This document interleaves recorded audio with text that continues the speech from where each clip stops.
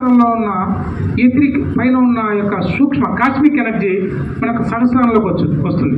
మనకు సహస్రారం ఓపెన్ అవుతుంది. ఎప్పుడైతే సహస్రారం ఓపెన్ అవుతుందో మన యొక్క ఆ యొక్క కాస్మిక్ ఎనర్జీ అంటున్నాం. మనం యొక్క ఈ ధ్యానంలో కాస్మిక్ ఎనర్జీ అంటున్నాం. కాస్మిక్ ఎనర్జీ తీసుకుంటున్నాం. ఈ కాస్మిక్ ఎనర్జీ ఈ సహస్రార చక్రం ఓపెన్ అయినప్పుడు కాస్మిక్ ఎనర్జీ నీకు నాడుల ద్వారా ఈ ప్రాణమయ శరీరంలో ప్రవహిస్తుంది.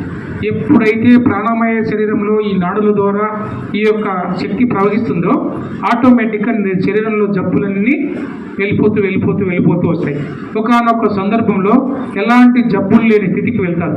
ఇంకా ఇన్డెప్త్గా వెళ్తే ధ్యానం చేయగా ఆహారం లేని స్థితి కూడా వెళ్ళిపోతారు.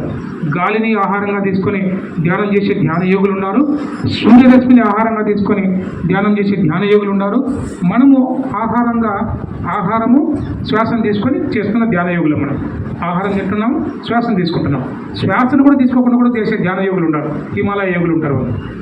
ఇలా మనం ధ్యానం చేయగా ఈ శ్వాస తగ్గుతూ ఆలోచనలు తగ్గుతూ మనసు శూన్యమవుతూ వచ్చినప్పుడు, ఎప్పుడైతే మనసు శూన్యమవుతుందో ఆలోచనలు తగ్గిపోతాయో ఈ విశ్వమయ కోశంలోకి, ఈ ప్రాణమయ శరీరంలోకి, ఈ విశ్వాంతరంలో ఉన్న విశ్వశక్తి మనలోకి వస్తుంది.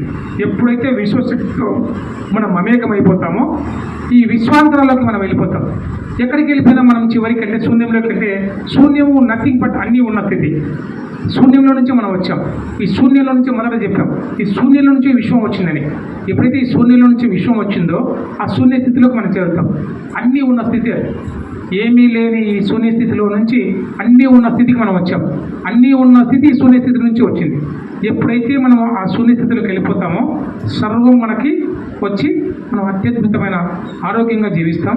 సంపదలు, ఐశ్వర్యాలు ప్రతి ఒక్కటి ధ్యానంలో లభిస్తాయి. దీన్ని సబ్కాన్షియస్ పవర్ అంటాం. అంటే ఎప్పుడైతే ఈ సబ్కాన్షియస్లో మనకు ఒక అమ్మ గోటి ముద్దతో మొదలైన ఒక భయము అన్న ఒక విషయం, అమ్మ అన్నం పెట్టేప్పుడు బూచోడొస్తున్నాడు అందుకని చెప్తుంది. ఇలాంటి ఒక భయంతో ఒక యాప్ తయారవుతుంది. ఎప్పుడైతే భయం చోటు చేస్తుందో యాప్ దగ్గర అవుతుంది.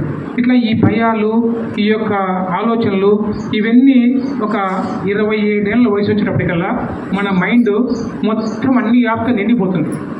అందుకోసమే మనకి ఏమీ ఫలించక సిద్ధించక ధ్యానం కుదరకపోతా ఉంది. ధ్యానం బాగా కుదరాలంటే మైండ్